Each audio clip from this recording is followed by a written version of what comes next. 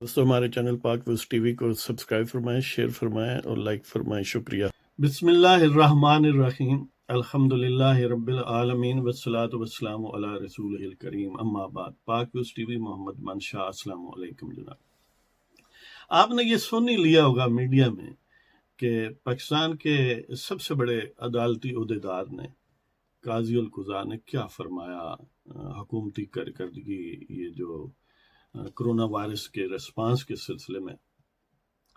तो मोअज़्ज़ज़ साहब ने ये फरमाया कि हुकूमती नाअहली की वजह से कोरोना वायरस जो है उसकी वबा पाकिस्तान में आई है और ज़ाहिर है बाई एयर लोग आ रहे हैं और किसी ने किसी को चेक नहीं किया। उनका रूए सुखन हमारे एयरपोर्ट्स के अलावा बाई लैंड राउट जो आते हैं या आए हैं, जो हमारे ही अपने ज़ाहिर बहन भाई हैं जो बैरून मुल्क गए हुए थे कहीं मुख्तलिफ मामलात में, ख़ास तौर पर ज़ायरीन थे।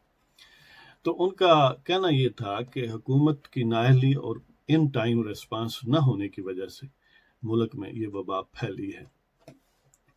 अब बंदा उनसे पूछे कि कोरोना वायरस तो हुकूमत की नाअहली की वजह से आया है और ये हुकूमती वायरस बजाते खुद जो है उसको बनाने में और इंस्टॉल करने में जो अहम टूल्स थे उनमें से एक साहब ये खुद थे।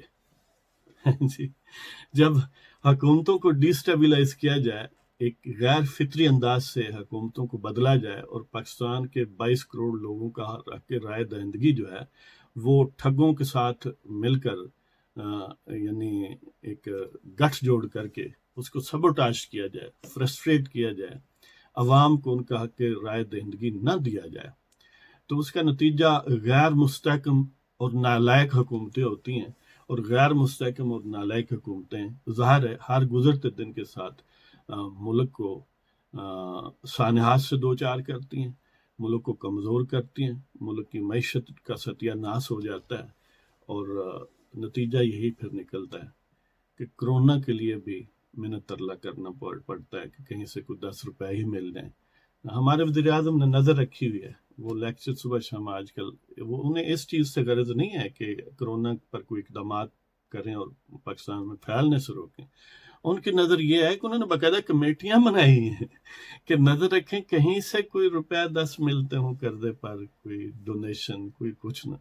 यानी वो कहते हैं कि कोई खातून थी तो वो थी फकीरनी और बादशाह का दिल आ गया, खूबसूरत हो गई तो उसने निकाह करके उसको अपने महल में रख लिया। अब वो हर गुजरते दिन के साथ कमज़ोर होती जाए तो एक बड़े हकीम हाजिक को बुलाया गया। यानी पहले तो बहुत सारे हुकामा ने कोशिश की, बिलाखिर नाकाम रहे और एक बहुत बड़े हकीम को जो सीजनड आदमी था, वैसे दाना आदमी भी था, हकीम का वैसे मतलब असल दाना ही है, तो दानश्वर था और साथ तबीब भी था।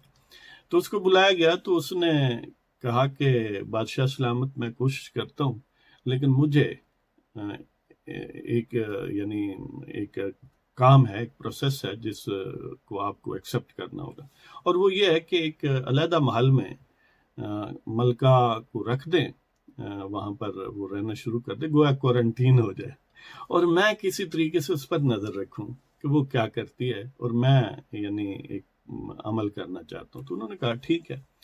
तो वो नज़र उसने दौड़ाई, अपनी असेसमेंट की, डायग्नोज किया, तो बिल आखिर उसने ये असेस किया कि इसे यानी चक्कर लगाकर भीख मांगने की आदत है, मांग के खाने की मुख्तलिफ लोकेशन से।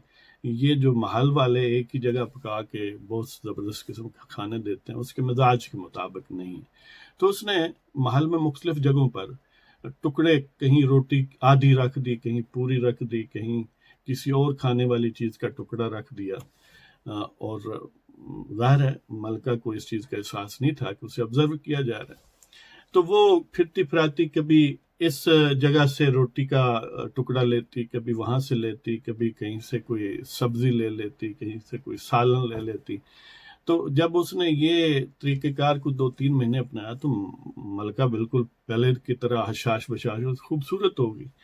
تو بادشاہ نے پوچھا یہ کیا طریقہ ہے؟ تو اس نے کہا کہ جناب یہ ہے کہ اس کو یہ عادت ہے، ظاہر ہے یہ کوئی کسی شدادی تو ہے نہیں، یہ تو آپ نے اسٹریٹ سے پکڑی ہوئی ہے.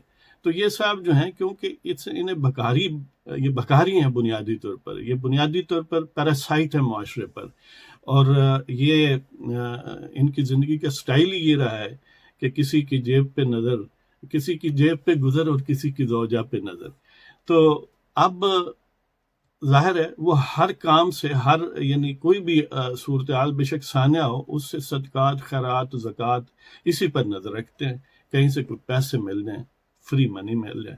تو یہی وہ کام اب بھی کر رہے ہیں. تو بہرحال یہ تراشا جو ہیرا ہے، اس کو تراشنے میں وہ جج صاحب اور ان کے ججز جو تھے وہ سارے انوالو تھے. اب اس پر کیوں واویلا کرتے ہیں؟ اپنے ہاتھوں سے جو تراشا ہے اس صنم کو تو اس کو انجوائے کرو نا. اب کیوں کہتے ہو کہ دیکھو جی نائل ہیں؟ تو یعنی یہ عجیب لوگ ہیں، اپنے ہاتھوں سے قتل بھی کرتے ہیں اور پھر مقتول کو کہتے ہیں کہ ہائے کیوں مقتول ہو گیا، تمہیں کس نے مارا ہے؟ وہ مارا تم نے ہے اس ملک کو. تو بہرحال اسی والے سے وہ ایک نظم آپ کی خدمت میں گوش گزار کرنا چاہتا ہوں. تو اس کا عنوان ہے سلیکٹرز اور سلیکٹڈ. تو پیش کرتا ہوں. یہ تو نے جو انتخاب کیا ہے کام ظالم یہ لاجواب کیا ہے. یہ تو نے جو انتخاب کیا ہے کام ظالم یہ لاجواب کیا ہے. ابلیس تحسین بلب ہے کہ وہ کیا خانہ خراب کیا ہے. ابلیس تحسین بلب ہے کہ وہ کیا خانہ خراب کیا ہے. آرزوئے خلق کا خون کر کے شکاوت کو بے نقاب کیا ہے. آرزوئے خلق کا خون کر کے شکاوت کو بے نقاب کیا ہے. توڑ کے حلف آل سامری نے انہوں نے آئین کا حلف اٹھایا ہوا ہوتا ہے. امیجن کریں کہ توڑ کے حلف آل سامری نے منہ کالا اپنا جناب کیا ہے. توڑ کے حلف آل سامری نے منہ کالا اپنا جناب کیا ہے. کسی کے کینہ و بغض میں ظلم کتنا بے حساب کیا ہے. کسی کے کینہ و بغض میں ظلم کتنا بے حساب کیا ہے. ہر خباثت کو روا رکھ کے تہذیب کو یوں نایاب کیا ہے. ہر خباثت کو روا رکھ کے تہذیب کو یوں نایاب کیا ہے. یہ تو نے جو انتخاب کیا ہے کام ظالم یہ لاجواب کیا ہے. ابلیس تحسین بلب ہے کہ وہ کیا خانہ خراب کیا ہے. آرزوئے خلق کا خون کر کے شکاوت کو بے نقاب کیا ہے. توڑ کے حلف آل سامری نے منہ کالا اپنا جناب کیا ہے. کسی کے کینہ و بغض میں ظلم کتنا بے حساب کیا ہے. ہر خباثت کو روا رکھ کے تہذیب کو یوں نایاب کیا ہے. تو اس کے ساتھ ہی آپ کی اجازت چاہتے ہیں، انشاءاللہ پھر حاضری ہوگی. خدا حافظ.